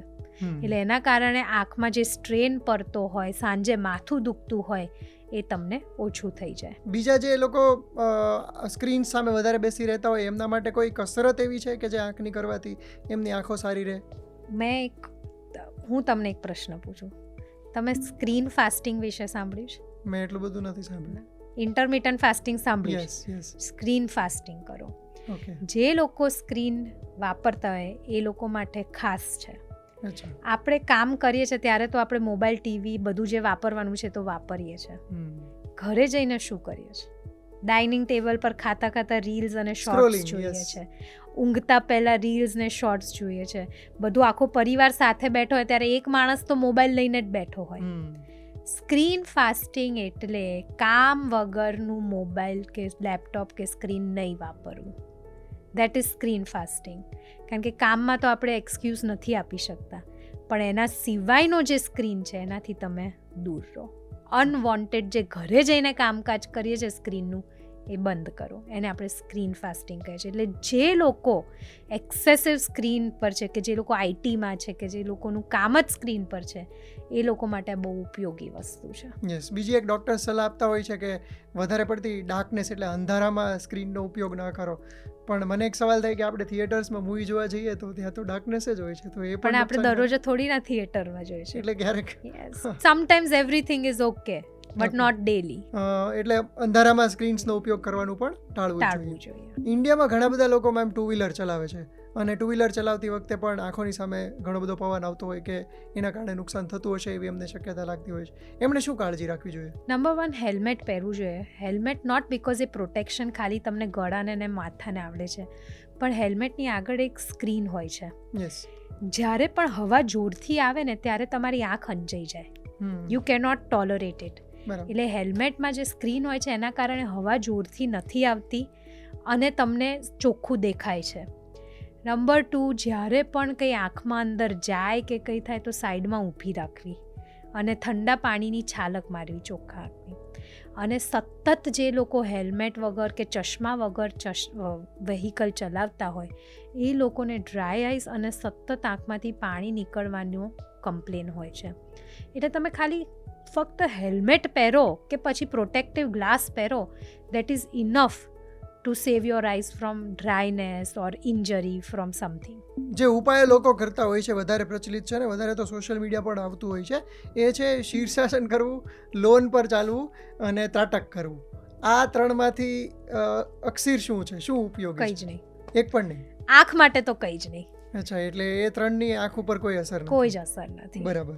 બીજો એક કોન્સેપ્ટ સોશિયલ મીડિયાથી જ વાયરલ થયો છે, એ છે સુપર ફૂડ્સનો. એટલે આ આહાર તમે લો, બદામ ખાઓ કે પછી લીલા શાકભાજી ખાઓ, ગાજર ખાઓ, એ બધાથી આંખો સતેજ થાય. આ કોન્સેપ્ટ્સમાં સાચું શું છે? આ બધા સપોર્ટિવ કોન્સેપ્ટ્સ છે. જેમ શરીરનો એક આહાર હોય એમ આંખનો પણ એક આહાર છે, જેને આપણે વિટામિન એ કહીએ છીએ. Yes. So weather it is green vegetables, ગાજર, કોથમીર, પાલક, કારેલા, એગ્સ, ફિશ, મિલ્ક પ્રોડક્ટ્સ, આ બધામાં વિટામિન એ હોય છે. આનો કોઈ ડિરેક્ટ રોલ નથી હોતો, પણ ઓવરઓલ આઈ હેલ્થ અને પડદા અને નસના જે સેલ્સ હોય છે એના માટે એ સારા હેલ્ધી હોય છે. Yes. But there is nothing like કે આ આહાર લઈશ તો મને આંખમાં કોઈ રોગ ના થઈ શકે. એ માન્યતા ખોટી હોય છે. મેમ, આજના સમયમાં યુવાનોની જે સમસ્યાઓ છે ને એમાંથી એક બહુ મોટી સમસ્યા છે, એ છે ડાર્ક સર્કલ્સ. એને આંખ સાથે શું સંબંધ છે અને ઓછી કરવા માટે શું કરી શકાય? ડાર્ક સર્કલ્સ નેચરલી પણ હોઈ શકે છે. તમારું સ્કિન ટોન ડાર્ક હોય અથવા તમને જેનેટિક હોય યસ. તો પણ હોઈ શકે છે. પણ અમુક ડાર્ક સર્કલ્સ ટેમ્પરરી હોય છે. જે લોકો ઊંઘ પૂરી નથી કરતા, જે લોકો એકદમથી વજન ઘટાડી દીધું હોય, એ લોકોને ડાર્ક સર્કલ્સ થાય છે. એક્સેસિવ કોફી કે ટી પીતા રહેતા હોય, ચા પીતા રહેતા હોય, એ લોકોને ડાર્ક સર્કલ્સ થાય છે. જે લોકોને સ્ક્રીન પર સતત ઊભા રહેતા હોય અને આંખ મસળતા રહેતા હોય, એમને ડાર્ક સર્કલ્સ થાય છે. અને સ્ટ્રેસ અને એન્ઝાયટી જે લોકોને હોય એ લોકોને ડાર્ક સર્કલ્સ થાય છે. અને લાસ્ટલી તમે પાણી ઓછું પીઓ તો પણ ડાર્ક સર્કલ્સ થાય છે. કારણ કે આંખની આજુબાજુની સ્કિન જે છે એ શરીરમાં સૌથી પતલી સ્કિન છે. બરાબર. એ સૌથી પહેલાં તમને ત્યાં જ અફેક્ટ થતી હોય છે. તમે જે સ્ટ્રેસ અને એન્ઝાયટીની વાત કરી, આંખોને ખરાબ કરવામાં કે આંખોને નુકસાન કરવામાં સ્ટ્રેસ અને એન્ઝાયટીનો કેવો રોલ છે? 100% બહુ અગત્ય રોલ છે. Stress and anxiety can cause diminished vision, એટલે નજર તમારી ટેમ્પરરી ઓછી કરી શકે છે. એના કારણે આંખનું પ્રેશર વધી શકે છે. કીકીમાં સોજો આવે છે, પડદા પર સોજો આવે છે, જેને અમે CSR કહીએ છીએ, જે સ્ટ્રેસ ને એન્ઝાયટીના કારણે વધી જાય છે. અને CRVO કરીને એક ડિઝીઝ છે, જે પડદાની નળી છે એ ફૂટી જાય છે ને એના કારણે આંખમાં અંદર બ્લડ આવે છે. એટલે આપણને ખાલી લાગે કે આપણે સ્ટ્રેસ પણ સ્ટ્રેસનો બહુ ગંભીર અસર છે આંખ પર ને આઈ હેલ્થ પર. એક સવાલ મને ઘણા સમયથી છે અને એવું જ્યારે ચશ્મા ખરીદવા જાઓ ને ત્યારે મને થતો હોય છે, એ લોકો અલગ અલગ પ્રકારના ચશ્મા આપતા હોય છે કે યુવી લાઇટ પ્રોટેક્શન ને બ્લુ લાઇટ પ્રોટેક્શન. એ અલગ અલગ ચશ્મા પહેરવાથી આંખોને ઓછું નુકસાન થાય એ વાત સાચી છે? કોઈ પણ anti glare, UV light, blue light protection તમારી આંખોને ફક્ત 20% જ પ્રોટેક્ટ કરે છે. એટલે મોંઘા ચશ્મા અને આંખો સારી મોંઘા રહેવા- ચશ્મા એટલે આંખ સારી રહે એ માન્યતા ખોટી છે. ઓકે. યુવી લાઇટ એટલે બ્લુ લાઇટ જ આવે છે. એટલે તમે બ્લુ લાઇટ પ્રોટેક્ટિવ ગ્લાસીસ લો કે યુવી લાઇટ પ્રોટેક્શનના ગ્લાસીસ લો, બંનેનું કામ તો એક જ છે. બીજો એક સવાલ કે નાના નાના બાળકોને કાજલ, સુરમો એવું બધું ગામડામાં લખાવવાની પ્રથા હોય છે, ઘણા બધા લોકો સિટીઝમાં પણ લગાવતા હોય છે, એના કારણે આંખોને નુકસાન થાય છે? યસ, બાળકો કે એડલ્ટને ચોક્કસ આ બધી વસ્તુઓ નહીં નાખવાની. ઘરમાં બનાવેલી હોય, દીવાથી બનાવેલી હોય, દિવેલથી બનાવેલી હોય કે મોંઘામાંની હોય. મેં જેમ વાત કરી કે તમે વોટર લાઇન પર લગાવો તો આંખના આંસુ બહાર નથી આવતા, ઇન્ફેક્શન થવાના ચાન્સ વધે છે અને ઘણીવાર બાળકોમાં મેં જોયું છે કે નખ વાગી જાય, કારણ કે જ્યારે માતા લગાવતા હોય તેમના નખના કારણે કીકીમાં છોલાઈ જતું હોય છે. એટલે આ કોઈ જ વસ્તુની જરૂર નથી. એવું લોકો માનતા હોય છે કે આ બધું લખાઈશું ને તો આંખ સરસ લાગશે, કે આંખ મોટી થશે. આંખ જે કુદરતી રીતે ડેવલપ થવાની છે એ રીતે જ ડેવલપ થવાની છે. તમે કંઈ જ કરી નથી શકતા એનો આકાર કે એના સુંદરતા વધારવા માટે. ઘણા બધા હાઉસહોલ્ડમાં કરકસર કરવા માટે લેમ્પ એ ઓછી ક્ષમતાનો યુઝ કરતા હોય છે, એના કારણે આંખોને ભવિષ્યમાં નુકસાન થવાની શક્યતા ખરી? ઓછી લાઇટ એમે આંખોને નુકસાન કરે છે. એકદમ યલો ડલ લાઇટ પણ આંખોને નુકસાન કરે છે. આંખોને ડીમ લાઇટ આંખોને વધારે સ્ટ્રેન કરવું પડે છે, વધારે જોર કરવું પડે છે. અને એની સામે એવું પણ છે, બહુ બ્રાઇટ લાઇટ પણ આંખ માટે સારી નથી. ઓકે. એમ્બિયન્ટ લાઇટ એટલે કુદરતી બહાર જેટલી લાઇટ મળે છે એટલી જ લાઇટ અંદરમાં જરૂર છે. બાળક જ્યારે મોટું થતું હોય ત્યારે એને અંધાપાની સમસ્યા છે કે એને દેખાતું નથી, એને નંબર આવી ગયા છે, એની માતા પિતાને કેવી રીતે જાણ થઈ શકે? બાળકોમાં ચશ્માનો નંબર સૌથી મોટો પ્રોબ્લેમ છે અત્યારે. અને ઘણીવાર બાળક સ્કૂલમાં જાય ત્યારે ખબર પડે છે કે એને ચશ્મા છે, ટીચર કે પાછળની બેન્ચમાંથી જોઈ નથી શકતા ત્યારે. પણ માતા પિતાને હું અમુક લક્ષણો કહું છું જેનાથી ખબર પડી શકે કે બાળકને ચશ્માનો નંબર છે કે આવવાની શક્યતા છે.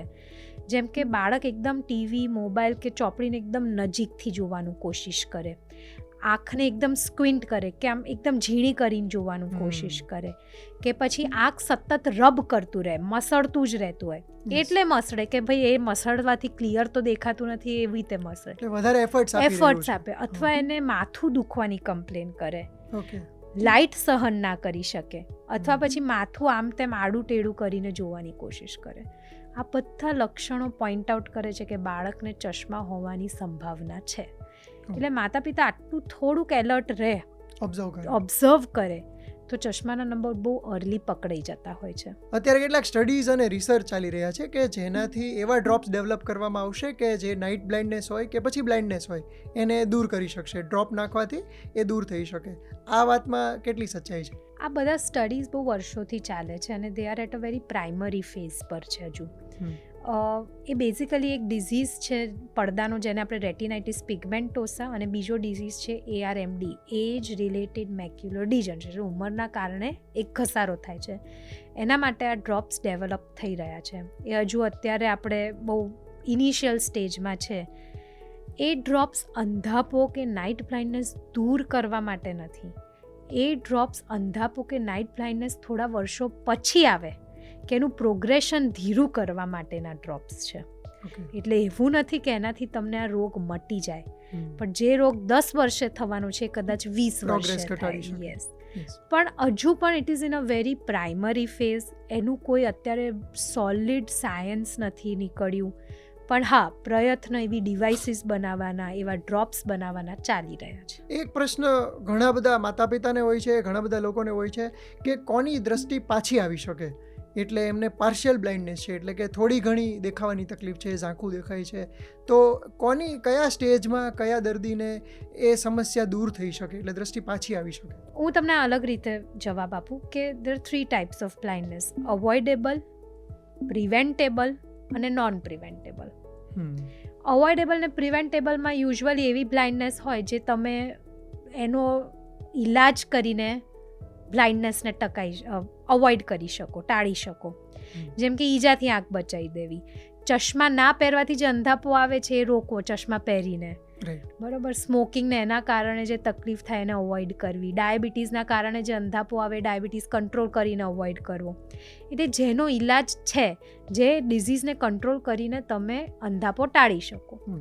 પણ અમુક જે રોગ છે જેનું કોઈ ક્યોર નથી, પડદાના ઘણા રોગ જેમ કે રેટિનાઇટિસ પિગમેન્ટોસા, ARMD, પછી પડદો ખસી જવાનો કારણે જે અંધાપો આવે છે, નસ સુકાઈ જવાના કારણે, કીકી સફેદ થઈ જાય છે એના કારણે જે રોગ છે, તો એ બધામાં પાર્શિયલી વિઝન પાછું આવી શકે કે વિઝન પાછું આવતું નથી. પણ યુઝ્યુઅલી 90% જે ડિઝીઝ છે એ અવોઇડેબલ ને પ્રિવેન્ટેબલ બ્લાઇન્ડનેસમાં આવે છે. ઓકે, નેત્રદાન જે કરવામાં આવતું હોય છે એના કારણે કયા દર્દીઓને મદદ મળી શકતી હોય છે? પહેલી વસ્તુ સમજવી અગત્યની છે કે નેત્રદાનમાં આપણે આખી આંખનો ઉપયોગ નથી કરતા. આપણે ફક્ત કીકી એટલે કોર્નિયાને જ ટ્રાન્સપ્લાન્ટ કરી શકીએ છીએ. બરાબર. નેત્રદાનમાં જે વ્યક્તિને કીકીનો રોગ હોય, એટલે કોર્નિયાનો રોગ હોય, કીકી સફેદ થઈ ગઈ છે, ઇન્ફેક્શન થઈ ગયું છે કીકીમાં પરફોરેશન એટલે કીકી ફાટી ગઈ છે, એ બધામાં આપણે કોર્નિયલ ટ્રાન્સપ્લાન્ટ કરતા હોઈએ છીએ. એટલે નેત્રદાનમાં ફક્ત કીકીના રોગમાં જ ટ્રાન્સપ્લાન્ટ થઈ શકતું હોય છે. જો કોઈ દર્દીને કીકીનો રોગ હોય અને એ નેત્રદાનથી આંખો મેળવવા માટે કે દ્રષ્ટિ મેળવવા માટે એલિજિબલ હોય, તો એને કોઈ જગ્યાએ રજિસ્ટ્રેશન કરાવવાનું હોય કે એવું કંઈ હોય છે? તમે કોઈ પણ હોસ્પિટલમાં તમારી નજીકમાં રજિસ્ટ્રેશન કરાવી શકો છો. ઓકે. પણ અને એ હોસ્પિટલ આઈ બેંકમાંથી કીકી લઈને તમારામાં ટ્રાન્સપ્લાન્ટ કરાવી શકતા હોઈએ છે. પણ અનફોર્ચ્યુનેટલી વેઇટિંગ લિસ્ટ એટલું લાંબુ છે. About 14 lakh people are in waiting list for corneal transplant. અને વર્ષે આપણને ફક્ત 20,000 કીકી જ મળે છે. એટલે એના કારણે બેકલોગ વધી જાય છે. એટલે નેત્રદાન માટે અવેરનેસ વધારવી જોઈએ, જેટલા વધારે લોકો. એક સમય હતો જ્યારે નેત્રદાનમાં બધું કેમ્પેન ચાલતું હતું ને બધું ચાલતું હતું, તો વર્ષની 1 લાખ કીકી મળતી હતી. કેમ્પેન ઓછું થઈ ગયું, અવેરનેસ ઓછું થઈ ગયું, એના કારણે ફક્ત 20,000 કીકી જ મળે છે. અને આપણું વેઇટિંગ લિસ્ટ છે 14 લાખ લોકો. એમાંથી નહીં માનો તો 50% લોકો નાના બાળકો અને યુવકો છે. એટલે આપણા એક સારા ઇનિશિયેટિવથી ઘણા બધા લોકોના જીવનમાં દ્રષ્ટિ પાછી આવી શકે છે. તો આપણે દર્શકોને મેડમ એ પણ જણાવીએ કે કોઈ વ્યક્તિને નેત્રદાન કરવું હોય, એની એવી ઈચ્છા હોય, તો એ વ્યક્તિ શું કરી શકે? ક્યાં જઈને રજિસ્ટ્રેશન કરાવવાનું હોય? શું પ્રોસેસ હોય છે? આપણે બધા જ નેત્રદાન કરી શકીએ છીએ. અને તમે તમારા પરિવારમાં કોઈનું મૃત્યુ થયું હોય તો પણ તમે ઇનિશિયેટિવ લઈને એમનું નેત્રદાન કરાવી શકો છો. તમારે ફક્ત ઓનલાઈન એક ફોર્મ આવે છે ગવર્મેન્ટનું, એ ભરવાનું છે અને તમને એક કાર્ડ મળે કે તમને એક કોડ મળે. That is it is very simple. તમારે કોઈ હોસ્પિટલ જઈને રજિસ્ટર નથી કરાવવાનું, કંઈ જ નથી કરવાનું. ફક્ત એક ફોર્મ ભરવાનું છે અને you are an eye donor. But બીજા વ્યક્તિ માટે કેટલી મોટી મદદ છે. યસ, એક કીકીમાંથી અમે 3 લોકોને કીકી આપી શકીએ. યસ, એટલે તમે વિચારો, તમારી એક જણનું મૃત્યુ થઈ એટલે 2 કીકી મળી, એમાંથી કેટલા લોકોને આ હેલ્પ થઈ શકતી હોય છે. બિલકુલ બિલકુલ. આપણે આપણા પ્લેટફોર્મ પરથી દરેક દર્શકોને વિનંતી કરીએ કે જો તમારાથી શક્ય હોય, તમારા સ્વજન માટે પણ તમે કરી શકો તો નેત્રદાન કરવું જોઈએ, જેથી ઘણા બધા લોકોના જીવનમાં દ્રષ્ટિ પાછી આવતી હોય છે. એટલે તમારી આંખે બીજા લોકો જોઈ શકશે. કોઈને પોતાના સ્વજન માટે નેત્રદાન કરવું હોય તો મૃત્યુ પછી કેટલા કલાક સુધીમાં એ કરી શકે અને એમણે શું ધ્યાન રાખવું જોઈએ? જેટલું જલ્દી એટલું સારું. પણ આઈડિયલી 4 to 6 અવર્સની અંદર આઈ ડોનેટ થઈ જવી જોઈએ. અને એટલે મૃત્યુ થયું પહેલાં તરત જ કોઈ કે એક આઈ બેંકમાં કે કોઈ નિયરેસ્ટ ડૉક્ટરને કોલ કરીને બોલાવી દેવા જોઈએ. અને જ્યાં સુધી પેશન્ટ આંખનું આઈ લેવા કોઈ ડૉક્ટર ના આવે ત્યાં સુધી ધ્યાન રાખવાનું કે આંખ બંધ રહે. એટલે બંધ રહે એટલે તમારે ભીના પોપચા એના ઉપર બંધ કરીને મૂકી દેવા.